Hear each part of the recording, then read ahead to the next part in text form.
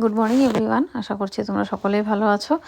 তো দেখো, আজকে বৃহস্পতিবার, ছেলে স্কুল যাবে। সকালবেলা উঠে ফ্রেশ হয়ে রান্নাঘরে চলে গেছি। তারপরে ওকে একটু ম্যাগি করে দিলাম, ও ভাত খেয়ে গেল আর ম্যাগি নিয়ে গেল টিফিনে। তারপরে ঘরে এসে ঘর দুয়ার সব গুছিয়ে মুছামুছি করে নিলাম সব কিছু। ঘর দুয়ারও ঝাড়ু দিয়ে ঘর দুয়ার মুছাও হয়ে গেছে। তো সব ক্লিন করে নিয়েছি আজকে সকাল সকালই, যেহেতু বৃহস্পতিবার আমি পুজো দিতে যাবো। আর পুজো করতে বৃহস্পতিবারে আমার অনেক টাইম লাগে, প্রায় 2-2.5 ঘন্টার মতন টাইম লাগে, দেরি হয়। এর জন্য আগে ঘর দুয়ার পরিষ্কার করে নিলাম। তারপরে হাজব্যান্ড যেহেতু আজকে ঘরে বৃহস্পতিবার, হাজব্যান্ডের জন্য একটু কিছু খাওয়া বানিয়ে দিলাম, কেন ও কাজে বসবে। এর জন্য ওকে আমি একটু রুটি, আর আজকে সবজি টবজি কিছু করিনি, এর জন্য মালভোগ কলা, রুটি আর দুধ দিয়ে দিয়েছি, ওইটা দিয়ে খেয়ে নিব। তারপরে আমি চলে গেলাম স্নানে। স্নান করে এসে দেখো আমি একটু ঠাকুর ঘরে গেছিলাম আগে। ঠাকুর ঘরে গিয়ে ঠাকুরের সব রেডি টেডি করে আসলাম। এসে তারপরে আমি শাড়িটা পরে নিলাম। প্রত্যেক বৃহস্পতিবারই আমি শাড়ি পরেই ঘট পাতি, পরে খুলে ফেলি, কেননা শাড়ি পরে কাজ করতে পারি না, অভ্যাস নেই, এখন অভ্যাসটা চলে গেছে। তো নাইটি পরে পরে অভ্যাস হয়ে গেছে। তাই ঠাকুর ঘরে অল্প কিছু কাজ সেরে এসে আমি ভাবলাম যে সিঁদুরটা পরে নিই। সিঁদুরটা পরে চুলটা আঁচড়িয়ে শাড়িটা পরে এখন আমি চলে যাব ঠাকুর ঘরে। ঠাকুর ঘরে গিয়ে আমি ধূনাবাতি সব রেডি করে এসেছি। বৃহস্পতিবার করে তোমাদেরকে আমি আগেই বলেছি যে বৃহস্পতিবার করে আমি ছোবা দিয়ে ধূনা দিই। তো ওটার মধ্যে একটু কর্পূর দিয়ে তো সারা ঘরে দেখিয়ে দিই আর কি, মানে ভালো লাগে আর কি। সবাই বলে বৃহস্পতিবারে ধূনা দিলে বলে ভালো। তো দেখো, ঠাকুর ঘরে ধূনা দেখিয়ে ঘরে নিয়ে এসেছি। এসে আমি সব ঘরে এখন ধূনা দেখিয়ে দিব। তো এটা হচ্ছে টিভির ঘরে। তারপরে বেডরুমে, রান্নাঘরে, বারান্দা সবখানে দেখিয়ে দিয়ে চলে যাব ঠাকুর ঘরে। ঠাকুর ঘরে গিয়ে আমি এখন পুজোটা সেরে নিব। তো এই দেখো আমি ঘট পাতবো। তো ঘরটা পাতার জন্য বসে পড়েছি। তো আগে হচ্ছে ওই যে মাটির যে ভিটির মতন থাকে আর কি, থালের মধ্যে যেটা দিয়ে আমি ওইটার মধ্যে ধান দুব্বো দিয়ে নিচ্ছি, জোকার দিয়ে। তারপরে ওইটার উপরে ঘরটা পেতে তারপরে ঠাকুরের সামনে ঘরটা পেতে নিব।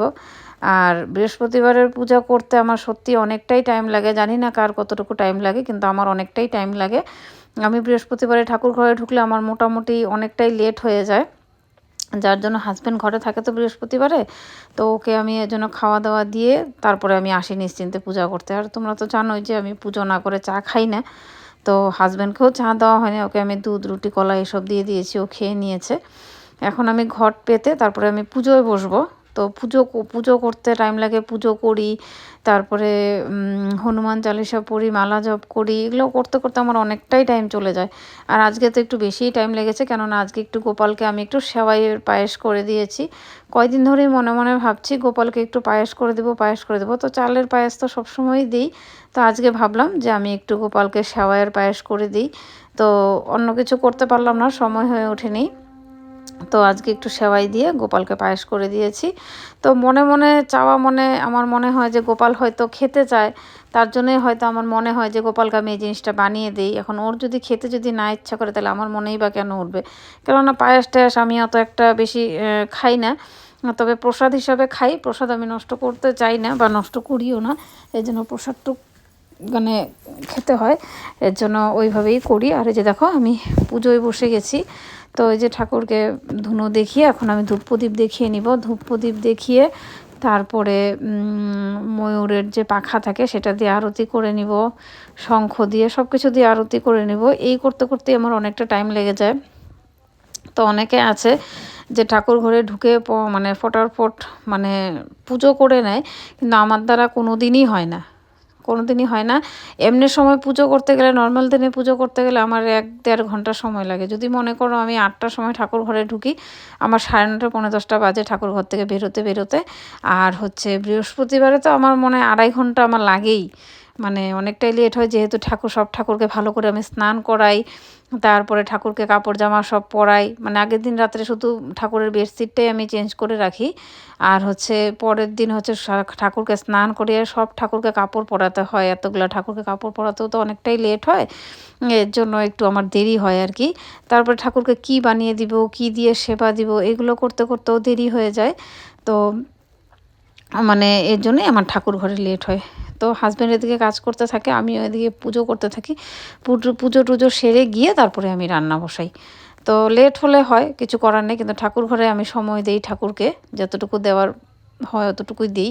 তারপরে দেখো আমি প্রত্যেক দিনই হনুমান চালিসা পড়ি, তো হনুমান চালিসাটা পড়ে নিলাম, পড়ে এই যে দেখো। আর আজকে সব ঠাকুরকে আমি গরম কাপড় পরিয়ে দিয়েছি, যেন না ঠান্ডা পড়ে গেছে এখন। তো কালকের থেকে অ্যাকচুয়ালি গোপালের সোয়েটার পরানোর দিন গেছে, তো কালকে কিছু পরাইনি আমি গোপালকে, তবে আজকে পরিয়ে দিয়েছি। আর গোপালের ড্রেসটা আমার ডেলিকেট চেঞ্জ হয়, শুধু এই ঠাকুরগুলো যেগুলো আছে এই ঠাকুরগুলোর ড্রেস আমি সপ্তাহে একদিন করে চেঞ্জ করি। প্রত্যেক দিন তো সম্ভব নয় এতগুলো ঠাকুরের ড্রেস চেঞ্জ করা। তারপরে দেখো পুজো টুজো করে এসে আমি রান্নাঘরে চলে এসে আগে চা করে নিলাম, যেহেতু হাজব্যান্ডও চা খায়নি, তো হাজব্যান্ডের জন্য আর আমার জন্য আমি চা করে নিয়েছি। তারপরে দেখো আজকে করব, তোমরা জানো বৃহস্পতিবার, আজকে করব মটন আর ফ্রাইড রাইস। যেহেতু বেলাও হয়ে গেছে, লেট হয়ে গেছে, ভাবলাম শর্টকাট করি। তো এখানে আমি এসে আগে রান্নাঘরে এসে আগে আমি ফ্রাইড রাইসের সব জোগাড় করে নিয়েছি, গাজর, বিন, কাজু বাদাম এগুলো সব জোগাড় করেছি। আর আজকে তোমাদেরকে একটা জিনিস শেয়ার করি, এই দেখো আমার হাজব্যান্ড আমাকে আজকে একটু হেল্প করে দিচ্ছে, দেখছে আজকে অনেকটাই লেট হয়ে গেছে, যেন মাংসটাও ধুয়ে দিল। তো যাই হোক, যেটুকু করে দিয়েছে এতটুকুই আমার অনেকটাই হেল্প করে দিয়েছে আজকে আমাকে। তো এই এখানে দেখো মাংস টাংস ধুয়ে মাংস সব রেডি করে নিয়েছে, এখন আমি মাংসটা করে, এই দেখো মাংসটাও রেডি হয়ে গেছে। যদিও মাংস করতে অনেকটাই লেট হয়, মটনটা করতে অনেকটাই লেট হয়। তো এই দেখো ওদেরকে খেতে দিব। তারপরে এই যে দেখো ফ্রাইড রাইস মাংস রেডি হয়ে গেছে। তো আমার ছেলেটা না এত একটা ফ্রাইড রাইস খেতে চায় না, কিন্তু তাও এখন আমি খাওয়াটা শিখিয়েছি, অনেকখানে গেলে খেতে হয়, এই জন্য ভাবলাম যে না, ওকে খাওয়াটা শেখাতে হবে। তারপরে খাওয়া দাওয়া সেরে চলে গেলাম ঠাকুর ঘরে, সন্ধ্যা দিয়ে নিলাম। সন্ধ্যা দিয়ে এখন আমি গীতা পড়ে তারপরে মালা জপ করে পাঁচালিটা পড়ে নিব, পড়ে আর আজকে সন্ধ্যাবেলা আমি গোপালকে ভোগ দিয়েছি দুধ দিয়ে, দুধ জাল দিয়ে দিয়েছি গোপালকে। তাই যে দেখো দুধ দিয়ে দিয়েছি। আর তোমাদেরকে একটা জিনিস আমি দেখাই, এইবার আমি ঠাকুর ঘরে যেদিনকে ঢুকেছি সেদিন আমি গোপালটা একটু মানে দেখেছি ঢুকে কালো কালো হয়ে গেছিলো, তখন লিকুইডটা যে এনেছিলাম সেই লিকুইড দিয়ে গোপালটা পরিষ্কার করানো হতে কী হয়েছে, যতগুলো ফেব্রিকের কাজ করা ছিল সবই উঠে গেছে প্রায়। মানে আমার একদম ভালো লাগছে না জিনিসগুলো। তো এটা আমি ঠিক করবো, এই কয়েকদিনের মধ্যে ফেব্রিক আনতে লাগবে, এনে তারপরে ঠিক করব। তারপরে পুজো টুজো সেরে এসে তারপরে আমি চলে গেলাম রান্নাঘরে। রান্নাঘরে এসে আমি চা করে নিলাম, চা খেয়ে আর আজকে করেছি একটু মোমো। তো কীরকম হয়েছে তোমরা জানাবে, আর ভিডিওটা ভালো লাগলে লাইক কমেন্ট শেয়ার সাবস্ক্রাইব করে দেবে। আজকে